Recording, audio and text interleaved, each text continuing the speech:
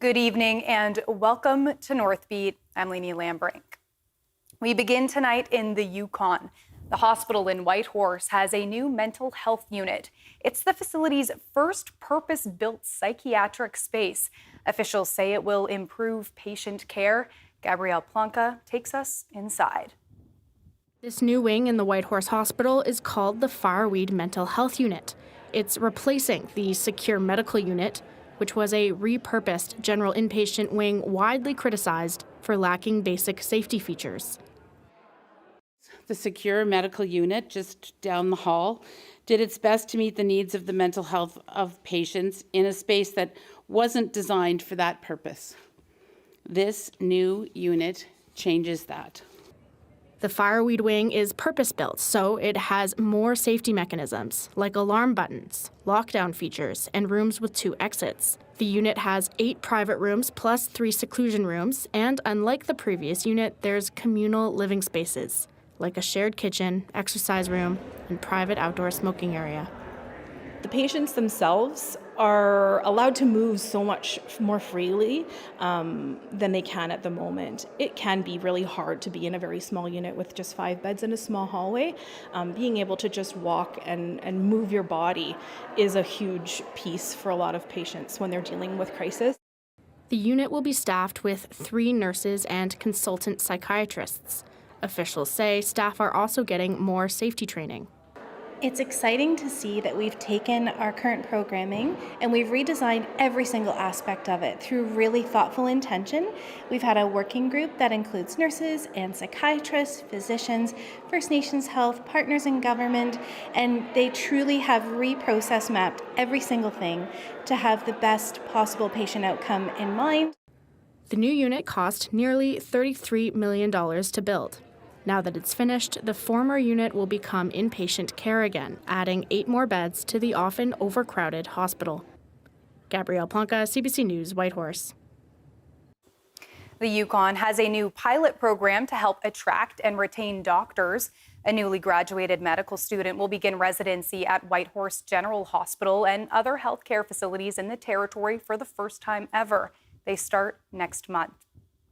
It's a paid partnership between the Yukon government, local healthcare professionals, and the University of Alberta.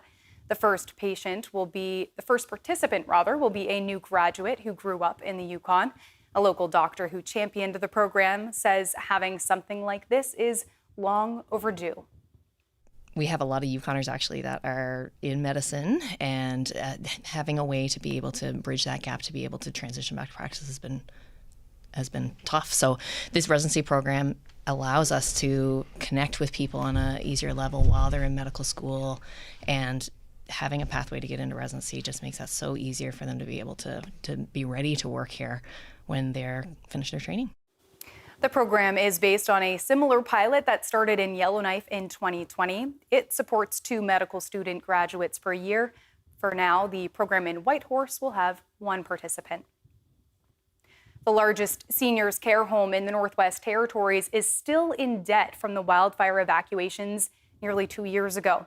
They say they're still waiting for the territorial government to pay its share. Jocelyn Chappelle reports.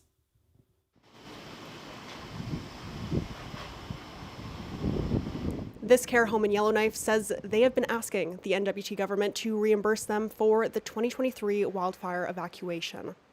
Avon says it cost them $1.3 million to evacuate residents. Avon says the federal government has covered $900,000 of that, but it's still waiting for $400,000 from the territorial government. Last week, Avon's issued a press release calling on the territorial government to pay it. They say the NWT government placed evacuees from Fort Smith and Hay River in Avon's care just days before the Yellowknife evacuation and left them with no guidance on what to do for those residents. Avon's had to make decisions, immediate operational decisions, to ensure continuity of care for residents. And in the absence of direction, they made those decisions in the best interest of the residents. But Health Minister Lisa Semler says Avon's claim doesn't meet territorial qualifications. That's because the money was used as incentive pay to Avon staff to work during evacuations. Yellowknife MLA Robert Hawkins has given notice he plans to bring forward a motion to reimburse Avon's costs. Jocelyn Chappelle, CBC News, Yellowknife. An elder from Sunny Ryak, Nunavut, has been charged with several sexual offenses. Nunavut RCMP have laid 7 charges against the 71-year-old man, the majority involving sexual assault or interference. The man has been remanded into custody and is scheduled to appear in court in Iqaluit on June 24th. RCMP are now looking for any other potential victims. If anyone has information, they're being urged to contact the Sunny Ryak RCMP. The Nunavut government is saying it did not follow best practices when it tested for lead in the water at schools across the territory. Those initial tests revealed high levels of lead in the water at 2 schools in Yellowknife, École William McDonald and Range Lake North. Families found out about it early last week. In an update over the weekend, the Department of Education, Culture and Employment said experts were not involved when those early tests were done, and now it's questioning the validity of the results. The territory says it's retesting the water at both schools with appropriate methodology. The next round of testing is going to be handled by outside folks and follow those OCPHO protocols around water testing. I think that first round was just meant to do some initial testing of water in the buildings and get some like general baseline results. Obviously, that didn't work very well. Like, there's some challenges there. So we're really excited for this next set of results and looking forward to that being done. The NWT government says it got initial test results in January. A second round of testing confirmed those results in April. Waselchu says the school board didn't know until last week and immediately blocked water fountains, provided other sources of drinking water, and notified parents.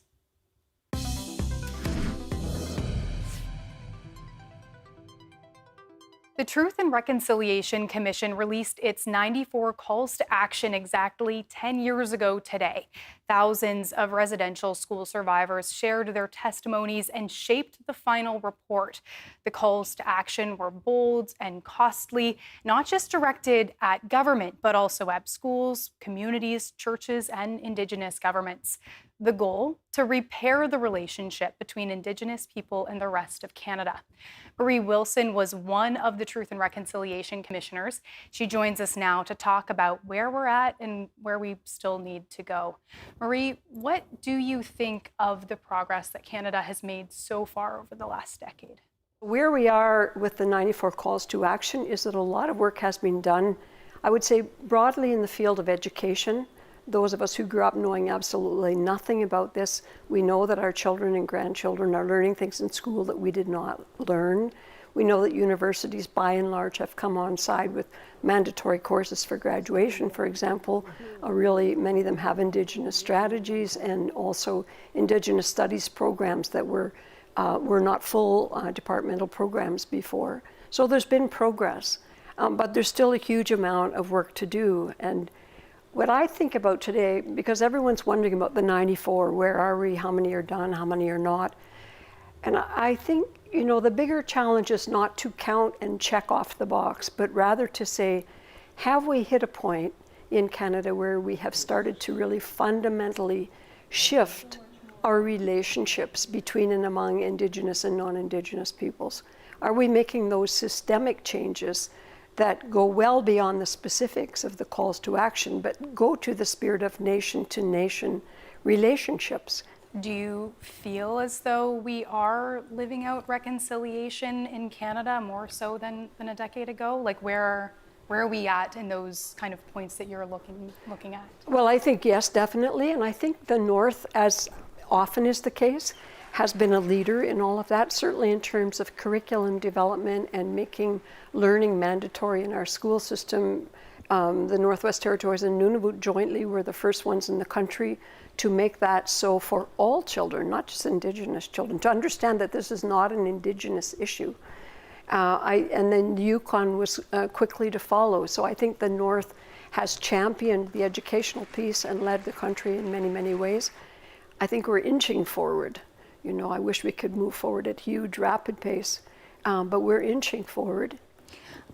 Last week, we aired a story from the Yukon about work being done there to locate unmarked graves. And An elder with that project expressed concern about people denying that residential school history. And I wonder, what are you seeing when it comes to that? I think it's a huge and ongoing challenge. And when I talk about this being an issue for all Canadians, I really hope that Canadians writ large will speak up and talk about the need to continue the work to find and identify the missing children. And I often make the comparison, Lenny, to our military structures. We would never in a million years think of not making every effort to bring down fallen soldiers from other countries. And we know that there are thousands of children who never returned from residential schools. We've never done even the minimum of building a national registry of all those missing children. That work is underway now, thanks to the TRC and the continuing work of the National Centre for Truth and Reconciliation. But we do need to continue that work. What are some of the next steps that you'd like to see the North take?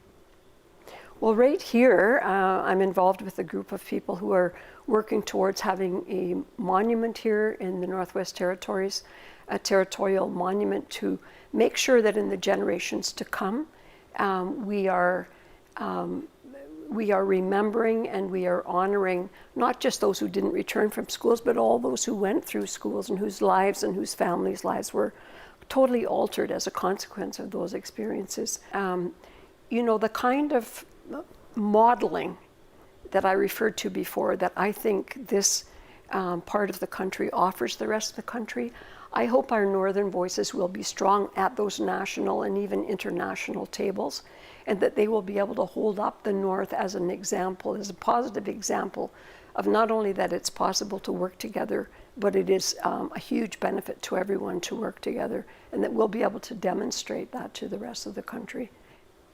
Okay, thank you for joining us, Marie. Great to be here, thank you very much. And shall I say happy anniversary to us all? It's not my anniversary, it's not the TRC's anniversary. This anniversary and this ongoing work belongs to all Canadians. We heard Marie Wilson talking there about how the North is a leader when it comes to reconciliation in the classroom. The CBC's Deanna Sumanak-Johnson shows us what's changed for kids learning in school. From attending a powwow to daily lessons about the land, this Ontario teacher, though not Indigenous, incorporates Indigenous knowledge in her lessons. It's absolutely my responsibility to go and make sure I am learning about resources and context that we can bring into the classroom. It's now been 10 years since the Truth and Reconciliation Commission calls to action. Of the 94 recommendations, 12 include references to education, including make age-appropriate curriculum on residential schools, treaties, and Aboriginal peoples' historical and contemporary contributions to Canada a mandatory education requirement. Something that now does exist in every province and territory, but isn't always compulsory. The popularity of the Orange Shirt Day also indicates where we're at, says this author and professor, who is also the son of the late TRC author Murray Sinclair. How many of you have an orange shirt in your closet that you pull out at least once a year? And nearly every hand in communities across this country go up. That tells you that there is progress being made. Not enough progress, because it is just simply one day where we commit to talking about the impact of residential schools. Can we do it for the other 364 days in a year? Another call to action refers to financial support and self-governance of schools that cater to primarily Indigenous students. The First Nations School Board in the Yukon is one of a handful in the country that do that. And so it was about changing how we're teaching in the schools from the structured literacy support to taking kids on the land. Elsewhere, student enthusiasm for learning from and about Indigenous people is there. One thing we do is we do sit spots where we go outside in nature and we say thank you to what nature has given us. They shake from land and they give back to the land. A living testament to the power of Murray Sinclair's words. Education got us into this mess. Education can get us out of it. Deanna Sumanak-Johnson, CBC News, Toronto. This astonishing world, with its infinite possibilities, calls to the world shapers, impact makers, visioneers. Together, let's unlock potential everywhere. Welcome to your new home. Mais il est trop chaud. He understands French. I'm not seeing this as a suicide. Someone sure wanted us to think it was. Gallagher is suspect number 1. Tell me, was it the man politics you didn't like or the fact that he's living with your wife? I know he's into something. I just got to prove it. No, we all have a past. Find his. Be careful around Fitz. Donnie's got a lot of demons that tend to appear when no one expects it.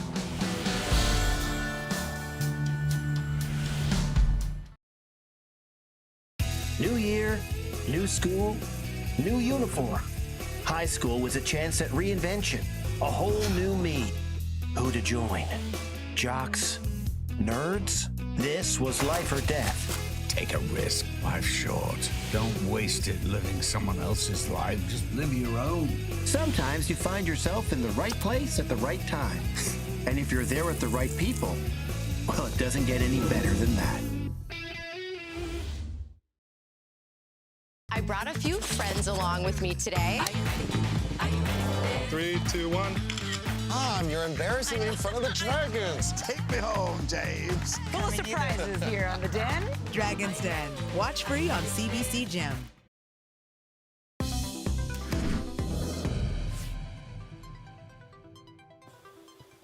By all accounts, the First Minister's meeting in Saskatoon was a success, but with lots more work ahead. It was Prime Minister Mark Carney's first in-person meeting with provincial and territorial premiers since the federal election.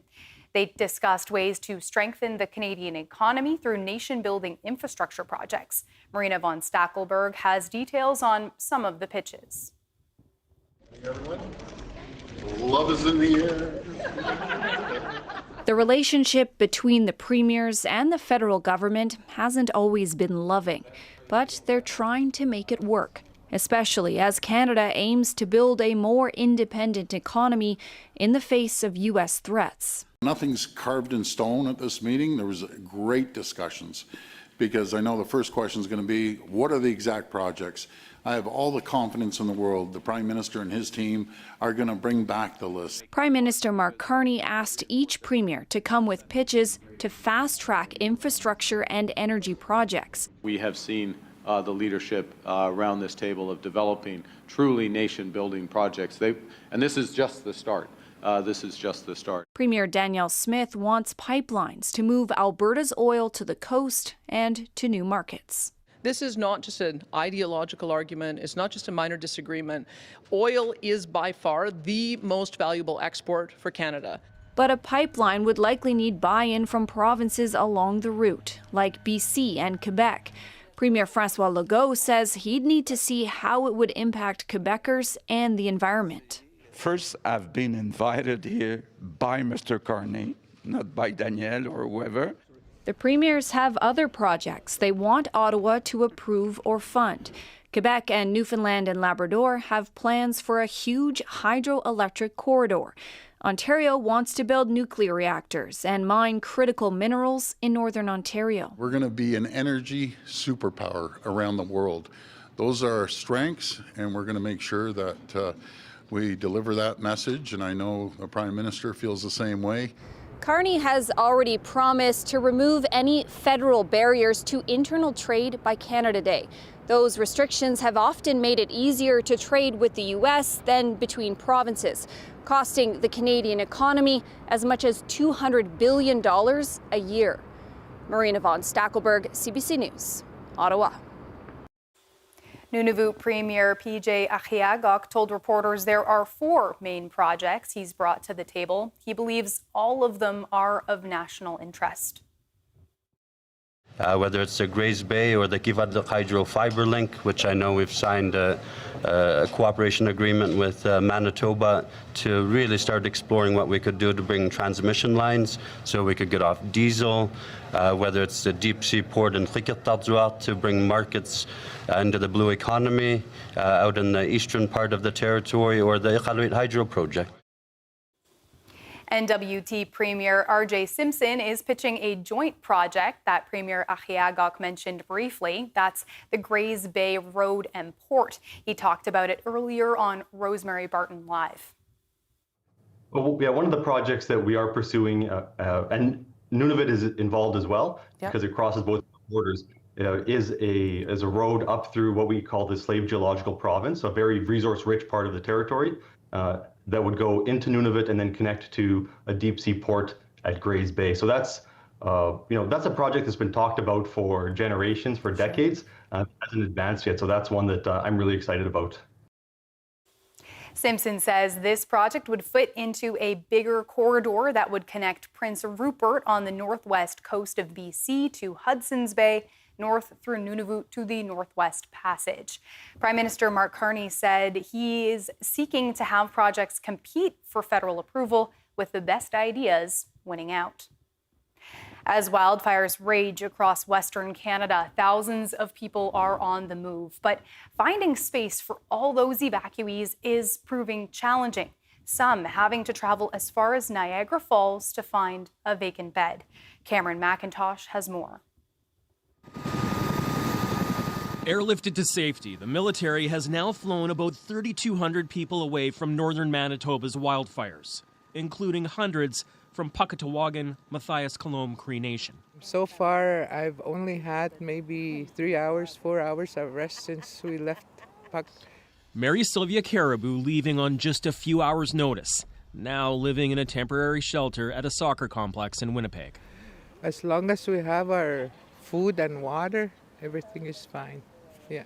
Similar scenes in Peguis First Nation, the hockey rink, now a shelter. Can I talk to Caitlin?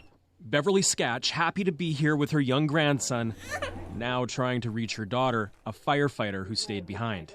I'm so proud of her. She's doing this for her kids too and people back home. In Manitoba, about 17,000 people are out of their homes, another 8,000 in Saskatchewan and about 5,000 in Alberta. Figuring out where to put everyone, now a big challenge. Manitoba is sending some evacuees out of province. These evacuees being put up in Niagara Falls. Just lucky to be here, to have a spot, have a bed. Not everyone is happy. These evacuees protesting outside the First Minister's meeting, calling Manitoba's fire response unorganized, as some Manitoba chiefs call on the province to use emergency powers to clear more hotel space. They don't take Red Cross evacuees, and it's unfortunate. And our people have experienced that, and they don't need that. Our people do not need that. They need to be afforded the basic human dignity. Manitoba's Premier says more room will be found. Let's face the facts. Nobody wants to sleep on a cot for more than a day or two, even in an emergency situation. As the fires spread, it's likely there will be even more evacuations. Back in Peguis, Beverly Scatch sees tough days ahead. I have to be strong though for my grandson. The fire's still out of control. It could be weeks before many evacuees can go home. That's if they still have a home to return to. Cameron McIntosh, CBC News, Winnipeg. The town of High Level, Alberta won't be hosting wildfire evacuees this summer. This northern Alberta community has always been a welcome rest stop for weary NWT residents. Thousands of evacuees from Yellowknife, Hay River, and other communities spent time there in 2023. The town has announced it doesn't have the capacity to accommodate evacuees this fire season. We have a request into High Level's mayor for more information. The Alaska Highway is closed in northern BC due to wildfires and smoke. The closure affects a 112-kilometer section of the highway between Steamboat and Toad River. That's roughly halfway between Fort Nelson and Watson Lake. It's because of a 21-hectare fire burning near Summit Lake. And here's a look at Yukon wildfire fighters heading off to help fight the fires in Alberta. 20 firefighters will be deployed for up to 19 days. The Yukon is also sending a heavy air tanker and its 2 pilots and a mechanic. In a separate mission, a commander and a trainee are going to Saskatchewan to help out there.